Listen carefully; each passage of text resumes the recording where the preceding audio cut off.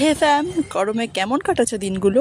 আমি তো খুবই অসহ্য কাটাচ্ছি, বিশ্বাস করো। বাপরে, এত টেম্পারেচার! এই ফার্স্ট টাইম পৃথিবীতে এত টেম্পারেচার হলো, সেই 40-এর ওপরে ছাড়িয়ে গেছে।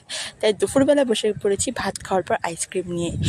লিটারেলি কিছুই খেতে ইচ্ছা করছে না এই গরমের মধ্যে, যা টেম্পারেচার চলছে। তাই দুপুরবেলা এই আইসক্রিমের বাস্ক নিয়ে বসে পড়েছি। এটা ছিল মেট্রোর কোম্পানির, অ্যান্ড ফ্লেভারটা ছিল বাটারস্কচের। আর আমার এই ফ্লেভারটা দারুণ লাগে। আর কার কার ভালো লাগে কমেন্টে জানিও কিন্তু।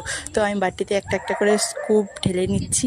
এখন যা টেম্পারেচার, তো এই টেম্পারেচারে খালি ঠান্ডা জিনিসই খেতে ইচ্ছা করছে। এই আইসক্রিম, কোল্ড ড্রিঙ্কস, ঠান্ডা জল, এইসবই বেশিরভাগ আমি বাড়িতে খাচ্ছি। তো আমার বাটি রেডি, এই আমি বসে পড়েছি আমার আইসক্রিম নিয়ে। আর আমার মুখটা থেকে বুঝতেই পারছি আমার দারুণ মজা হচ্ছিলো খেতে।